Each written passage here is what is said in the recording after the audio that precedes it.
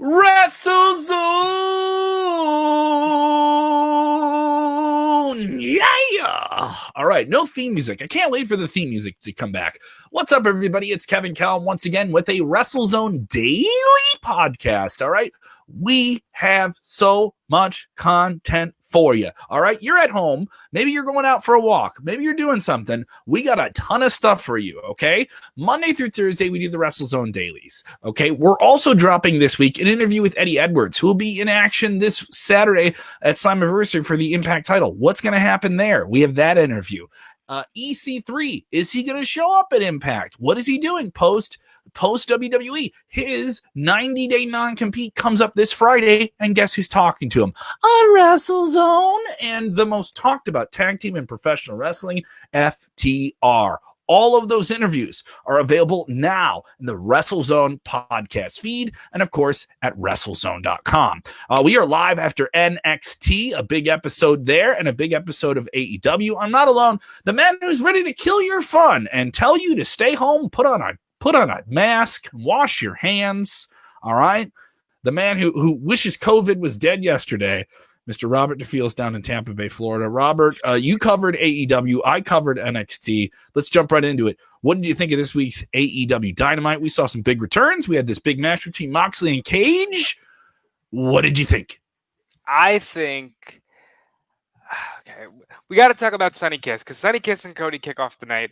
This was my favorite match of the show. Both competitors were very aggressive. Sonny Kiss knows that this is probably the biggest shot he's ever going to have.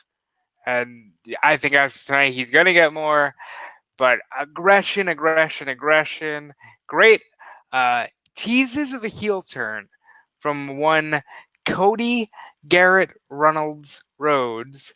Cody was just like taking off the turnbuckle pad. He's doing push-ups. He's taking Sonny lightly. Sonny just these deadly kicks and leg strikes. A nice 450 near fall. I love this match. Thought it was great. Cody continues to be a favorite on the product. I think he is doing the best he can with this. Oh, let's defend the title every week. Loved it. I give this match 3 out of 5 stars, and I thought it's a fantastic way to open a wrestling show. And then we run down the card. No Tony Schiavone tonight, as he is awaiting his COVID test results. They were very transparent about that. That was interesting. We got Taz on the mic. He didn't do any yam bag Yahtzee or let the pigeons loose. Taz was very straightforward, very sports-like. I enjoyed Taz on the mic. And then we get FTR and the Lucha Bros and car crash, bang, bang, bang. Bang, bang. Just some dudes who just like to be in a ring, and they're wrestling, they're having fun. Dax Harwood, maybe in a heel move if the Lucha Brothers weren't the heels. Do heels and faces matter? I don't know. Takes out the mask of Phoenix. The lines are blurry, Robert. The lines are blurry. They live in blurry lines because there was a lot of blurry lines time, but we'll get to that. Dax takes off Phoenix's mask. Phoenix, of course, has to cover up to protect the good lucha traditions. And Dax rolls him up. 1, 2, 3. FTR gets the win, but we're not done there because Butcher and Blade steal FTR's truck. They did this last week. They're sitting there watching the match from FTR's truck. JR is all about this truck. Jim Ross is like, I want to know why we know where this truck is, and we know it's stolen, and the authorities don't know where it. He is going on about this truck. Finally, the Young Bucks sneak up behind Butcher and Blade. Super kick party. They give the keys back to Dash and Dawson, and out comes Kenny Omega with a little bit of a peace offering to formerly the Revival, or Fear the Revolt, or whatever you want to say it's for. He gives them beers. Miller Lights, I could see it. It was Miller Lights.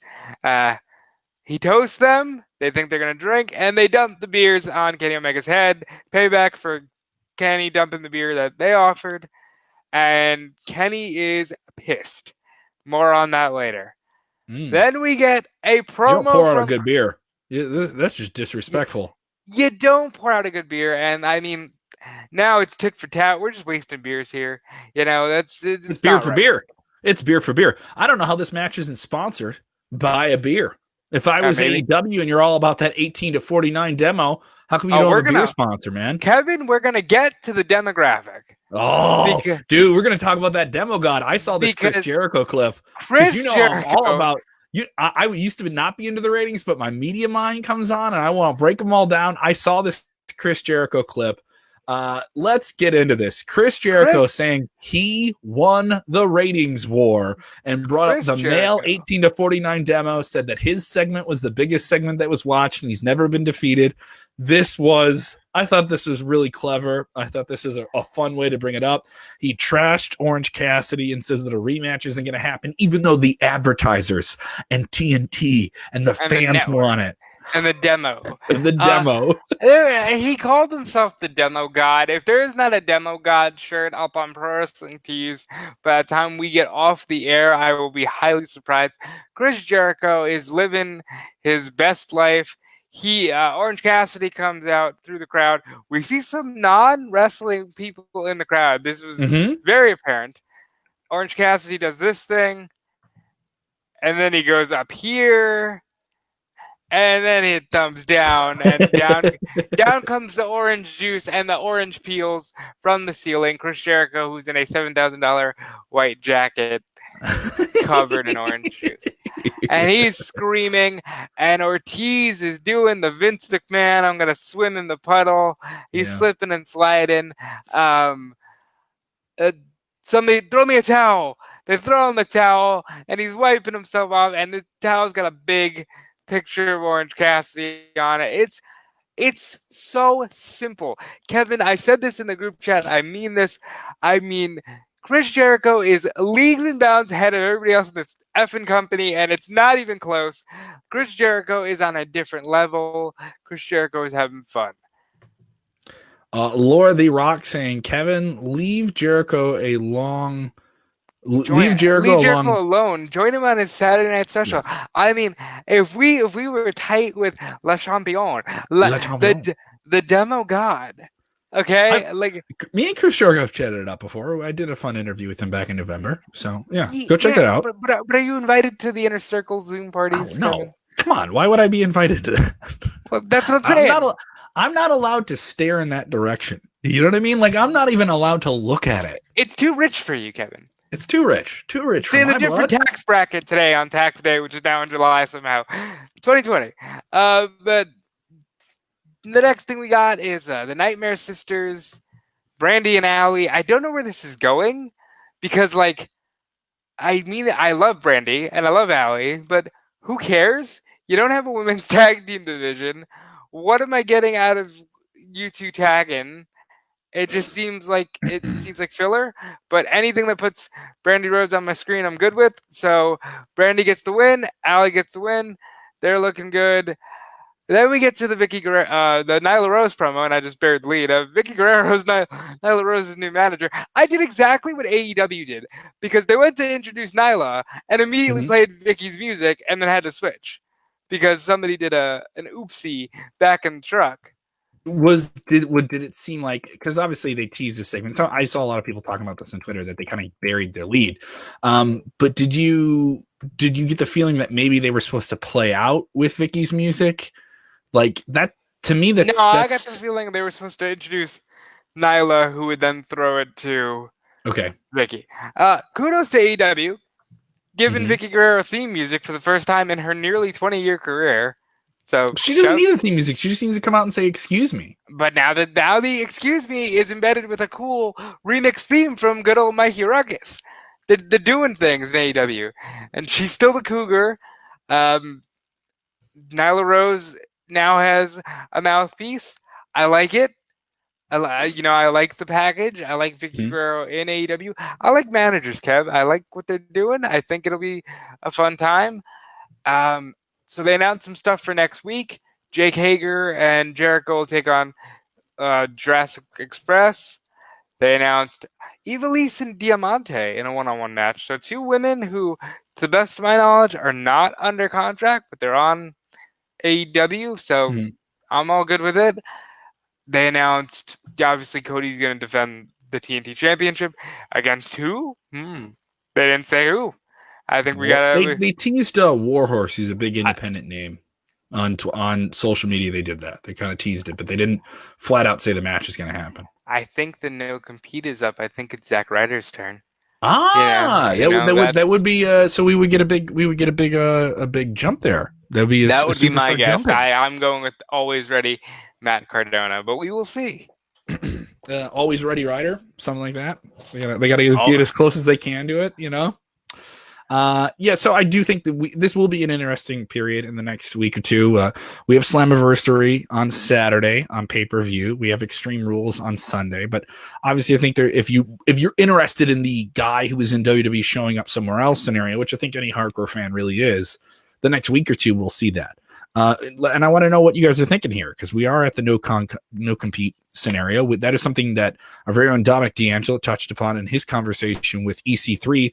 Which entertainingly, I believe he was in character, which was very for 30 minutes. It's a very odd thing when you talk to a character. What are you talking about? What's a character? Oh, excuse me. He was very very serious with the things he was saying. Let's leave it at that. For God's sake, Kevin, the man is determined to control his narrative. Now, you've been in shitty jobs. You know what that's like. You want to control your narrative. Show some respect to a man who's found himself and found his freedom.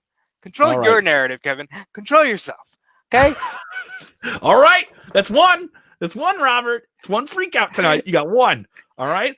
Now, note, Robert's freak out on Kevin per episode ratio is a solid 4. All right. He's got to beat 4 organic freakouts on me. All right, Robert, are we following? You guys at home listening or watching, or the count on Robert's freak out on Kevin is about the FOK score. He's got to beat 4, and they got to be real. You can't just wrench one in. It's got to feel real, Robert. You understand? No, I got to keep you in check sometimes. I don't like to lose my cool.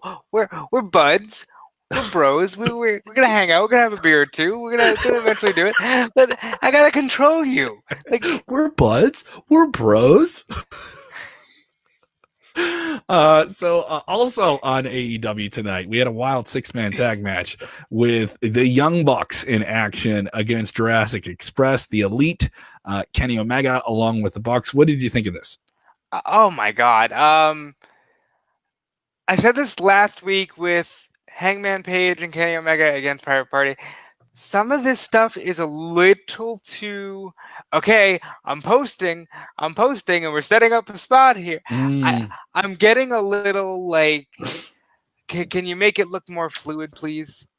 Spot type stuff. But like, that being said, to do the thing that I know we're going to do. It's literally their gimmick, and they do it well. Marco Stunt, the spot I'm speaking of specifically, Marco Stunt hit like a Canadian destroyer on Matt Jackson as Matt was standing on the shoulders of Luchasaurus. I thought that was like, it's a cool spot, but it was so choreographed that it takes you out of it a little bit. The money here is in Kenny Omega's actions, because much like Cody, Kenny is showing a villainous side to himself. Kenny V-trigger to Marco Stunt, V-trigger to Luchasaurus, punches Jungle Boy, another vicious V-trigger, one-winged angel, and he slams poor Marco down. And then he beats the crap out of Marco after the bell. And the Bucks have to, like, pull him off. And he's got that, like, sadistic, for lack of a better term, cleaner Kenny Omega. Like, this is something they've been alluding to. And this was the talk coming out of the Wrestling Observer last week, is the first year of AEW is kind of coming up now. They'll be by October. They'll be at the period where they launched the TV show last year. We're now past the period where they had their first pay-per-view. And a lot of people were surprised the first year they did have Kenny Omega in some big singles matches with Chris Jericho to become the first champion and all those different things. But beyond that, he's been really a supporting player. And he's still in this tag team scenario, this odd coupling with Hangman Page. Were they going to break it? Were they going to break up? Were they going to turn on each other? They teased that at Revolution, and they didn't do that. They had the amazing match with the Bucks. It was just bonkers fun stuff, right? But at the same time, there was always this, when are you going to pull the trigger with Kenny Omega and make him a big solo star? And it's weird that you would use this 6-man match to remind you of an individual character and his individual motivations to do this when He's still part of a tag team. He's still part of this faction. So what do you do here? What's the next thing? I'm into it. I'm a little worried that they try so hard to give their guys layers that it all ends up like a big stinky onion. You know what I mean? Like let's settle on what we have to do with Kenny Omega in the tag division, and then if you want to pull this trigger on the cleaner character, go ahead, but do it slowly. Let's finish reading the chapter before we turn the page. I agree. So let's get to this. Fight for the Fallen is another amplified billing added to an episode of Dynamite on TNT after 2 weeks of the Fyter Fest shows up against WWE NXT's billing of Great American Bash. And those shows were supposed to feature Jon Moxley versus Brian Cage, the Machine, in a long-billed tag team match. Brian Cage won the opportunity at Double or Nothing. And they've been promoting it for a long time. And then, of course, the COVID-19 situation happens with Renee Young, Jon Moxley's wife. You know the whole story if you've been following it. So they had to delay this match.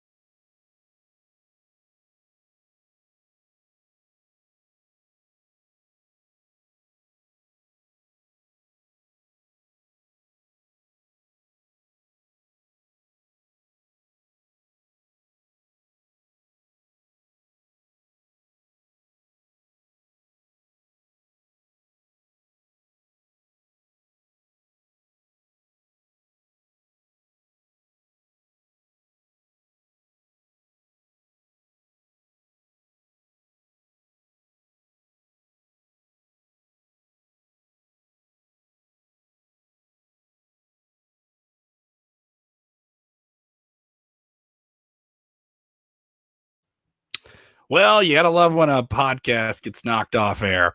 Here we are. We're going to keep rolling with comments and different things like that. If you're hearing the audio of it, we're going to keep going. I'm going to keep going and wrap things up here and cover NXT as well. So Moxley and Brian Cage get into it finally after going toe-to-toe, and we get a weird finish that involves Darby Allin running out to the ring. Doesn't seem super satisfying. What did you think of it when you saw it? Yeah, the darn internet connection knocking me off, but I'm rolling with the punches here, people. What did you think of the ending of Brian Cage and Jon Moxley? Did you love it? Did you hate it? I'm going to tell Robert I'm back on here. All right. Let me call Robert. I'm going to call him. I was upset to find out about it. Now, mind you, I haven't watched, and I don't know for sure if that happened, if that was the way it went down. But I mean, based on what Robert's telling me, it seemed like a real bummer of a finish. Seemed like a real doozy, a real kind of cranked up finish there. I mean, you can give him a ring and tell him to come over here. Back to the show. I want to know what you guys are thinking of it here. Le Champion got him. Other people saying he got him. I don't know if Chris Jericho got him in the ending here. It was more of a Darby Allin thing here. Yeah, I froze up here, guys. I'm rolling along here. I love this question here. In terms of things with AEW, Big Kevin and Robert. Do you think Omega's star? Hey, Robert, if you can hear me, come on back to the link, bro. All right. He's if you can hear me, you're on the phone. I'm gonna be on the stream. Come back over, bud. All right. All right. Cool. So Big Kevin, do you think that Omega star that he wanted to be in AEW? I was bringing that up earlier about how Kenny Omega has kind of been a supporting player for them, and my take is that I understood why they did it for so long, but now is the time to do something different with him as a unique player. It is kind of a delayed gratification with Kenny Omega in terms of what you can do with him and turn him into something special. Robert rejoining us here again because we have the worst streaming provider of all time. Robert, how are you? Are you alive? You still there? Yeah, I'm alive. We're not be live, I guess, because God, it's awful. No, we ain't be live. We're still here. I love that people still support the show and are still with us here. I want to get into this Moxley Cage finish before we got interrupted and all that fun stuff. Sorry for the people on the podcast side of things. You had like a big chunk of dead air. Just fast forward. Thank you for sticking with us. It was. What do you think of Omega coming on here? I'll run through this real quick. Omega, I like it again.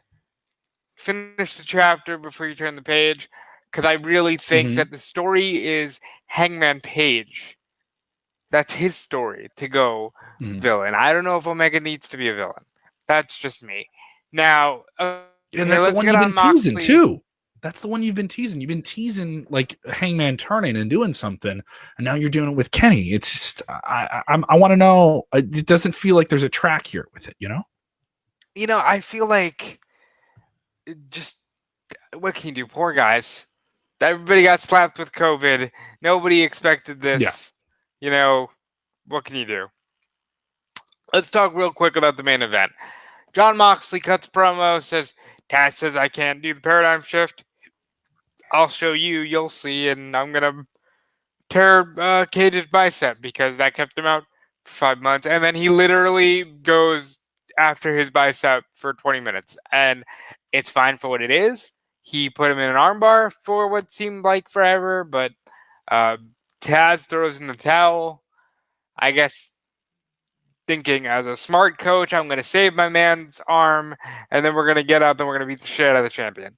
They beat the shit out of the champion. Lights go out. Lights come up. Oh, it's Darby Allin with a studded skateboard, and he throws the skateboard at Brian Cage, who then scurries off under the guidance of Taz, and that's how the show goes off the air. I did not like the title match.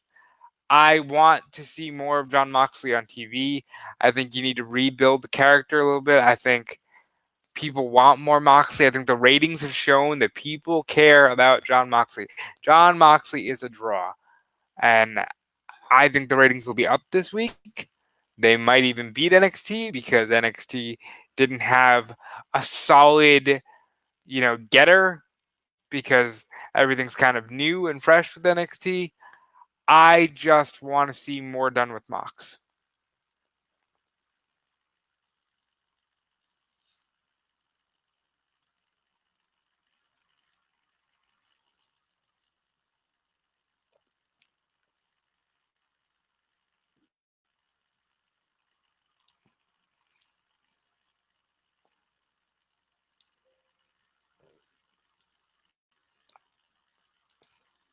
Kevin, I can't actually hear you. I don't know if that's me and you or if that's Be Live, but you're talking and I don't hear what you're saying. You can hear me because you're reacting to what I'm saying. Okay. All right. Son of a bitch. Can the listeners hear you? No sound. Okay, James Espanto says no sound. So that's good. It's not just me. All right, I thought I was going. Scott George also says no sound. So it looks to me like we got a dud, boys. All right, you can hear me, but you can't hear Kevin. Cool. So, I'm just going to keep talking. And y'all are going to feed me questions. Oh, wait, I think Kevin can be heard again. Can you hear me again? Because I have to constantly reboot myself on this thing. Yeah. God, what an awful time we've been having recently. Let's run through NXT and wrap up. How about that? Yeah, let's get through it. I thought we were gonna have a decent show here. NXT was a banger episode. This is really fun. I did feel like this would be a step down after Great American Bash. You had your big crowning moment. You had something that felt like a takeover. This was a bit of a step down, but still a really fun episode. Keith Lee opens the show, brings out Donovan Dijakovic, and says, "You made me a great star. Even though you and I have this great rivalry, we're gonna have a great match tonight." And they had a great match tonight. Went back and forth. Keith Lee gets the big bang catastrophe. Also, we see Donovan Dijakovic jump off the top rope with a blockbuster. That's a 7-foot man jumping off the top rope with coordination. But you're yawning? You're yawning about that, Robert? That makes you yawn? Disrespectful. All right? Disrespectful. I'm freaking out on you, Robert. You get a freak out. AEW. Well, this is Whatever. Tony Khan house, Kevin. AEW. Yeah, I get it. You're in Florida. This was a banger match. We also had Tegan Nox taking on Io Shirai. She won this title opportunity. What a journey for Tegan Nox. She had her own 24 special on the network. Came back from 2 different knee surgeries, 2 different rehabs. Went the distance with Io Shirai, but couldn't get it done. This was another banger from both these women. I absolutely loved both these matches. They teased up with Robert Stone getting Killian Dane a match with Dexter Lumis. And also, after the big Keith Lee match, we had another moment with Scarlett Bordeaux coming out to a big rousing bang of the boards from the trainees in the NXT Performance Center there. And we get to see Karrion Kross versus Keith Lee down the line. Later on in the night, Donovan Dijakovic is interviewed backstage. He gets laid out and suplexed on cement by a Karrion Kross who's saying Spanish phrases at him for some reason. We also had Damian Priest beating Cameron Grimes. We also had Shotzi Blackheart in action as well, with Robert Stone trying to interfere in her match and cost her match against Indy Hartwell. Overall, pretty good episode. I'm going to give this a solid 7.2. It's not the best episode of NXT. That's a solid drop down from last week's momentous occasion. This did feel like a big show. Did feel like they set up some big things down the line. And I'm excited to see what the move is here. You know, Dakota Kai lays out Io Shirai at the end of the night after she beat Nox too. So a lot of different things here. You're getting Dakota Kai kind of being elevated. Tegan Nox, you thought, you know, you were doing babyface, and Io Shirai is sort of like a tweener. Dakota Kai is clearly a heel. I think her against Kai and Shirai is really good. Another example that NXT, I think, has a more defined, stronger women's division. The fact that they felt they could go with Nox and Io Shirai in the main event against Brian Cage and Jon Moxley. Kind of surprising maneuver there, because they went with Keith Lee and Dijakovic in the hour 2, in the middle of the show, which I thought was a clever thing. It'll be interesting to see if that's that pivoting works with the ratings at all. We didn't have any uninterrupted matches tonight. We did have a lot of picture-in-picture things. I like it. I'm into it. They're doing Donovan Dijakovic and Karrion Kross next week, so that'll be quite the match. What do you think of the elements here with NXT? I give it a 7.2. A strong episode. It seems like they're headed in the right direction. NXT is like a cat. It just lands on its feet. When you think they're down, they're really just getting started. Mm-hmm. And I'm excited to see where they go. Indy Hartwell won a match. I saw that. That's pretty cool. Mm-hmm. I like her. Other people are chiming in. Michael Off giving NXT a 7. Seems like people are landing around the 7 mark here. Herman Takar gives NXT a 7, gives AEW a 6. I guess he wasn't fond of that.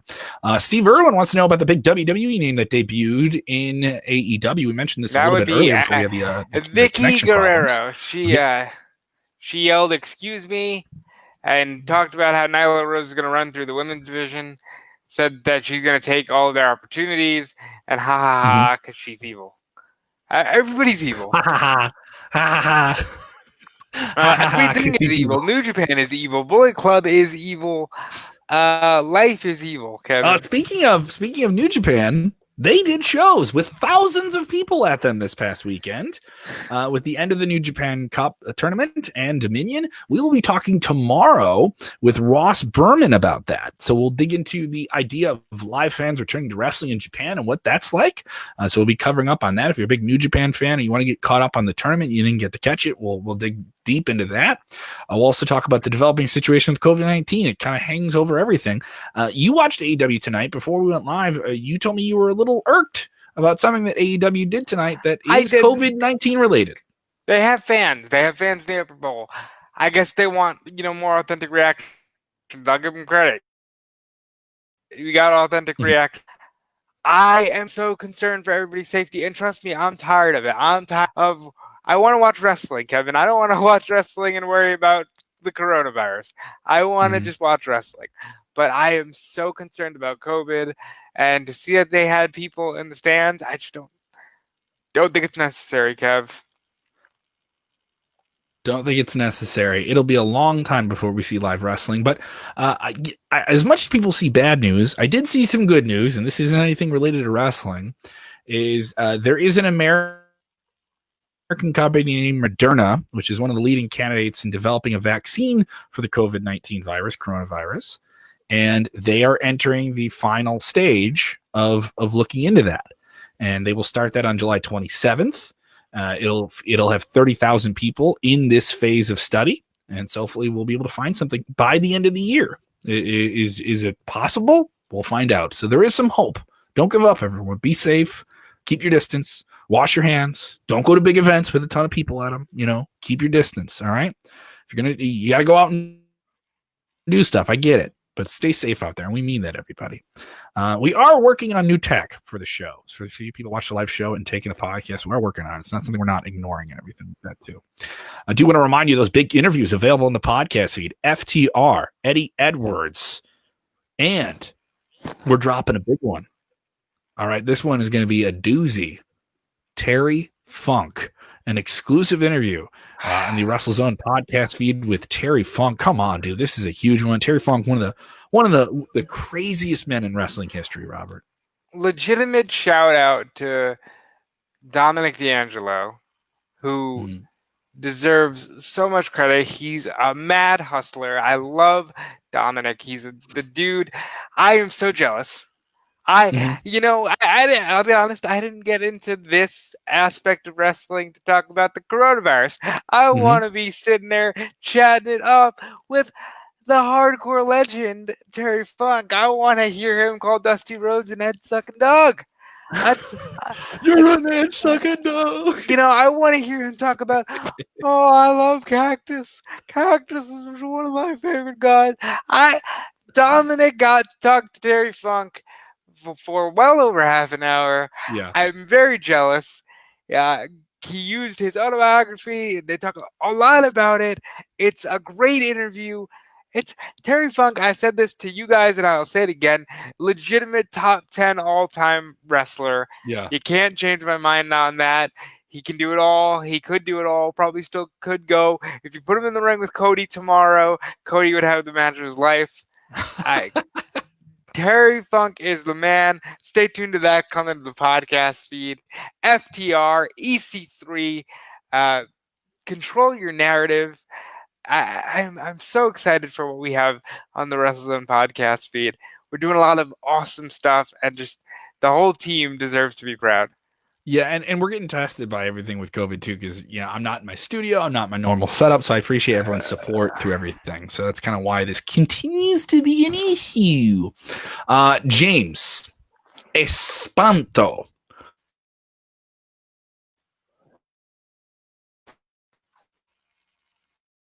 Oh my god.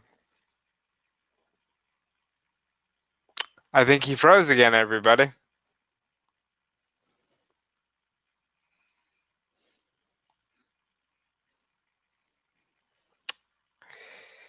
Yeah. If you can see me and Kevin froze for you, let me know in the chat.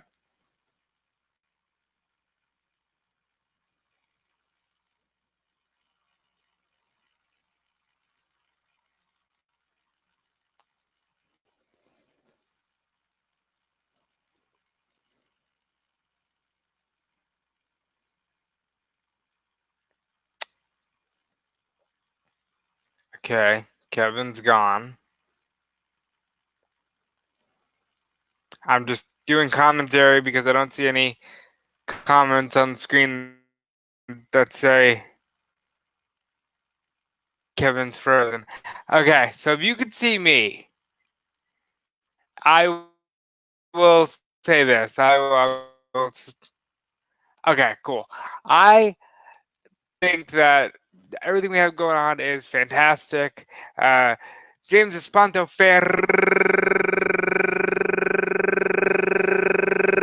Fernando Taguay says, Big Kev, he's not here. What do you think about Ross taking on the Trivia Crusher? I don't know what he thinks about Ross taking on the Trivia Crusher. But I'll tell you that I think Ross can do it. I think Ross is one of the smartest people in wrestling media. I said it and I meant it. What else? I'll take 2 more questions. Throw some questions at me, guys, and then we'll do the closer and we'll get out of here and hopefully on to better tech.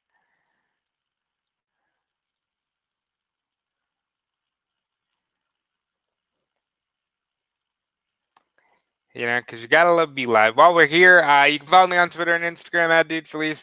Check out WrestleZone. Check out Fightful. You guys know the score. Just gonna take a couple more questions. Robert, you hear me? I do, but we're gonna take some questions. Troy Yeah. wants to know who debuted in AEW. We covered this a couple times. Vickie Guerrero is the name. Vickie Guerrero. We already covered it.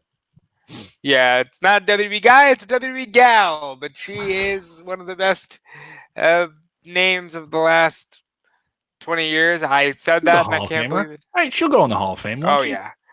She's in there. James Espanto wants to know Sean Ross Sapp versus Big Kev, who wins? Okay, here's the thing. Now, Sean Ross Sapp is well versed, trained in the mixed martial arts, and has done some pro wrestling training. I know this for a fact. Now, Kevin's also done some pro wrestling managerial stuff. Now, I think You know what else I'm also trained into? The streets. Okay, I was getting there. Thank you for cutting me off there, pal. Sean Ross Sapp's from the wonderful state of Kentucky. Kevin is from Chicago. If it turns into a low down, dirty street fight, I might have to go with Kevin Kelm. If it's by the books, I think Sean Ross Sapp might have a little bit more of an edge. I think I'm gonna honestly agree with you on points. Can he beat me? Yes. Can he beat me on heart? I don't think so. You might be equally matched in the heart department. You know, I don't know. That's gotta be something that we might have to see. I live a Chicago diet. I have a bigger heart. I literally have a physically bigger heart. But then you see that might work against you. The heart is enlarged. We're concerned about this. That's why I told you need help. Okay, like. All right. Thank you guys so much for sticking with the show. I think it's time we tell them to enjoy wrestling and just enjoy wrestling. We will be back tomorrow. We've had so many problems tonight. Thank you guys so much for sticking with the show. Enjoy. I'm gonna go to the Be Live office and strangle somebody. That's what I'm gonna go do. Strangle one of the bots that they send after you. There's the robots, you stupid robot. I'm just gonna walk over and kick the first computer I find in their office. Is this the one that's messing up my life? Alrighty, everybody. You know the deal. When you're watching wrestling, enjoy it. Enjoy wrestling.